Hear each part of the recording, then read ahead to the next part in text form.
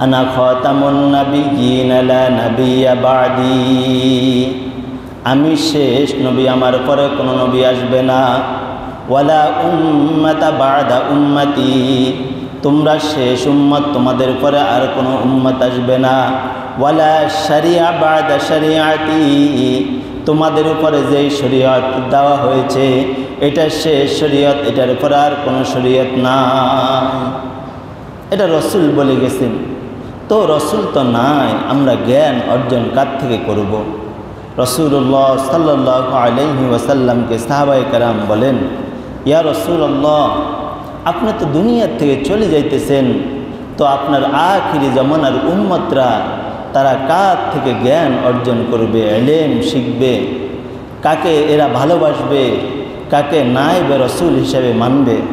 রসুল্লাহ সাল্লাল্লাহু আলাইহি ওয়াসাল্লাম বলেন, ইন্নাল উলামা ওয়ারাসাতুল আম্বিয়া, ইন্নাল উলামা ওয়ারাসাতুল আম্বিয়া, আলেমগণ নবীগণের ওয়ারিস। ওয়া ইন্নাল আম্বিয়া লাম ইউওয়ারিসু দীনারান ওয়ালা দিরহামা। আল্লাহর হাবিব বলেন, হে আমার সাহাবায়ে কেরাম, হে আমার উম্মতরা, আমি দুনিয়ার থেকে চলে যাইতেছি, কিন্তু আমি তোমাদের জন্য দিনার আর দেরহাম, স্বর্ণ রূপা টাকা পয়সা এগুলা রেখে যাই নাই। কাকে রেখে গেলাম? সম্মানিত তোমরা উলামায়ে কেরামকে আমি রাখি যাইলাম।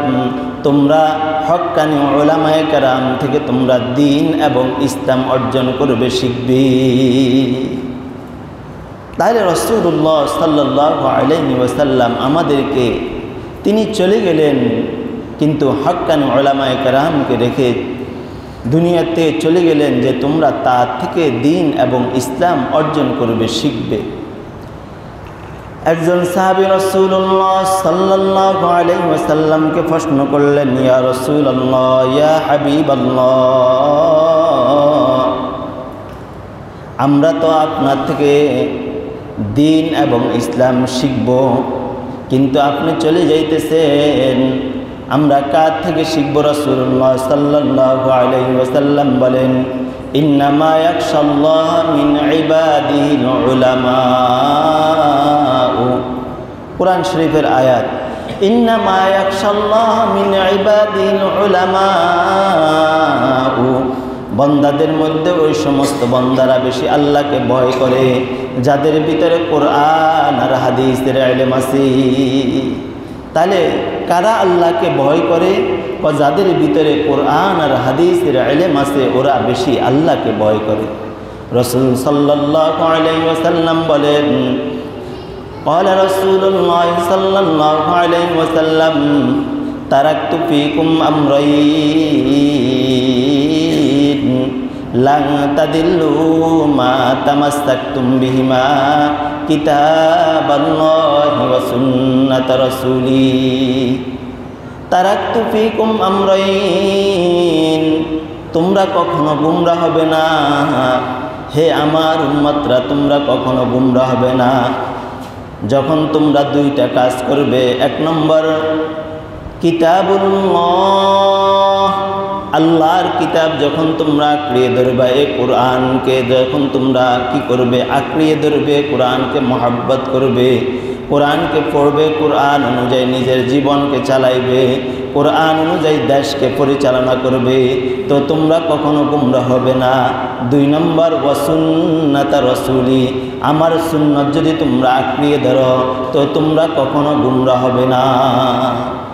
তাহলে রসুল চলে গেলেন, আমাদের জন্য দুইটা জিনিস রেখে গেলেন। কয়টা জিনিস বলেন? দুইটা জিনিস। এক নম্বর, কিতাবুল্লাহ, আল্লাহর কিতাব। দুই নম্বর, ওয়াসুন্নাতা রাসূলি, তার সুন্নত।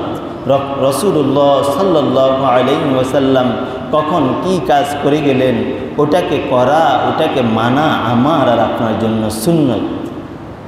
কথা বুঝছেন তো? ইনশাআল্লাহ। একজন সাহাবী প্রশ্ন করলেন, ইয়া রাসূলুল্লাহ, আমরা আপনার মাহফিলের মধ্যে বসি, মজমার মধ্যে বসি, আমাদের অনেক সওয়াব হয়। ইয়া রাসূলুল্লাহ, আপনার আখির জামানার উম্মতরা যারা আপনার মাহফিলের মধ্যে বসতে পারবে না, যারা আপনার মজমার মধ্যে বসতে পারবে না, আপনি তাদের জন্য কি রাখি গেলেন? আল্লাহর হাবিব সাল্লাল্লাহু আলাইহি ওয়াসাল্লাম বলেন, মান জালাসা মুজলিসান গুলামা ফাকান্নাহু ফি হযরতি। ও আমার সাহাবায়ে কেরাম, আমার ওই আখিরি জামানার উম্মতদেরকে বলে দিও, আমি চলে যাইতেছি, যারা আমার মাহফিলের মধ্যে বসতে পারে নাই, যারা আমার মজলিসের মধ্যে বসতে পারে নাই, তো তারা ওই জামানার হক্কানি আলেমের মাহফিলের মধ্যে, হক্কানি আলেমের মজমার মধ্যে যদি বসে, তাহলে তারা যেন মনে করে আমি নবীর মাহফিলের মধ্যে বসলো। বলেন সুবহানাল্লাহ। দ্বিতীয় নম্বর আর একজন সাহাবী প্রশ্ন করলেন, ইয়া রাসূলুল্লাহ, ইয়া হাবিবাল্লাহ, আমরা আপনার সুন্দর চেহারার দিকে তাকাই, ইয়া রাসূলুল্লাহ, আমাদের অনেক সওয়াব হয়। আখিরি জামানার উম্মতরা যারা আপনার চেহারার দিকে তাকাইতে পারবে না, তারা কার চেহারার দিকে তাকাইবে? রাসূল করিম সাল্লাল্লাহু আলাইহি ওয়াসাল্লাম বললেন, মান নাযারা ইলা ওয়াজি আলিমিন তাকিন নাযারান নবী সাল্লাল্লাহু আলাইহি ওয়াসাল্লাম। আমার ওই আখিরি জামানার উম্মতদেরকে বলে দিও, যারা আমি নবীর চেহারার দিকে তাকাইতে পারে নাই, তারা ওই জামানার কোনো হক্কানি আলেমের চেহারার দিকে যদি তাকায়, আমি নবীর চেহারার দিকে তাকাইয়ে তোমরা যে পরিমাণ উপকৃত হয়েছ, আমার ওই আখিরি জামানার উম্মতরা তারা ওই পরিমাণ উপকৃত হবে। বলেন সুবহানাল্লাহ। সব কিছু হাদিসের কথা, কোনো বানানো কথা নয়। রাসূল করিম সাল্লাল্লাহু আলাইহি ওয়াসাল্লামকে তৃতীয় নম্বর আর একজন সাহাবী প্রশ্ন করলেন, ইয়া রাসূলুল্লাহ, ইয়া হাবিবাল্লাহ, আপনি হলেন ইমাম, আমরা হলাম মুক্তাদি, আপনি দুনিয়াতে চলে যাইতেছেন, তো আমরা কার পিছনে নামাজ পড়ব, কাকে ইমাম হিসেবে মানব? ইয়া রাসূলুল্লাহ, আমাদের একটু বলে দেন। রাসূল করিম সাল্লাল্লাহু আলাইহি ওয়াসাল্লাম বললেন, মান সাল্লা সালাতা খালফা আলিমিন তাকিন ফাকান্নামা খালফান নবী সাল্লাল্লাহু আলাইহি ওয়াসাল্লাম। হে আমার সাহাবায়ে কেরাম, আমার ওই আখিরি জামানার উম্মতদেরকে বলে দিও, যারা আমার পিছনে নামাজ পড়তে পারে নাই, তারা ওই জামানার কোনো হক্কানি আলেমের পিছনে নামাজ পড়লো, মানে আমি নবীর পিছনে নামাজ পড়লে যেই পরিমাণ সওয়াব অর্জন করলো, আল্লাহ তাদের আমলনামার মধ্যে ওই পরিমাণ সওয়াব অর্জন করে দিবি। বলেন সুবহানাল্লাহ। চতুর্থ নম্বর আরো একজন সাহাবী প্রশ্ন করলেন, ইয়া রাসূলুল্লাহ, ইয়া হাবিবাল্লাহ, আমরা আপনার সাথে মুসাফা করি, আপনার সাথে মুআনাকা করি, ইয়া রাসূলুল্লাহ, আমাদের অনেক সওয়াব হয়। ইয়া রাসূলুল্লাহ, আখিরি জামানার উম্মতরা তারা কার সাথে মুসাফা করবে, কার সাথে মুআনাকা করবে? আল্লাহর হাবিব সাল্লাল্লাহু আলাইহি ওয়াসাল্লাম বলেন, মান সাফা আলিমান ফাকাদ সাফাহাদি ওয়া মান সাফানি কানা মাই ফিল জান্নাহ। হে আমার সাহাবায়ে কেরাম, আমার ওই আখিরি জামানার উম্মতদেরকে বলে দিও, তারা যদি ওই জামানার কোনো হক্কানি আলেমের সাথে মুসাফা করে, মুআনাকা করে, তাহলে তারা যেন এটা মনে করে যে তারা আমি নবীর সাথে মুসাফার মুআনাকা করলো। বলেন সুবহানাল্লাহ। পঞ্চম নম্বর আর একজন সাহাবী প্রশ্ন করলেন, ইয়া রাসূলুল্লাহ, ইয়া হাবিবাল্লাহ, আমরা আপনাকে সালাম জানাই, আসসালাতু ওয়াসসালামু আলাইকা ইয়া রাসূলুল্লাহ। আপনার ওই আখিরি জামানার উম্মতরা যারা আপনাকে দেখতে পারবে না, তারা কাকে সালাম দিবে?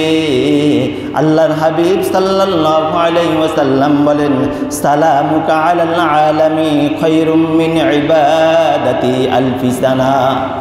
ও আমার সাহাবায়ে কেরাম, আমার ওই আখিরি জামানার উম্মতদেরকে বলে দিও, তারা যদি ওই জামানার কোনো একজন হক্কানি আলেমকে সালাম জানায়, তারা যেন আমি নবীকে সালাম জানাইল। বলেন সুবহানাল্লাহ।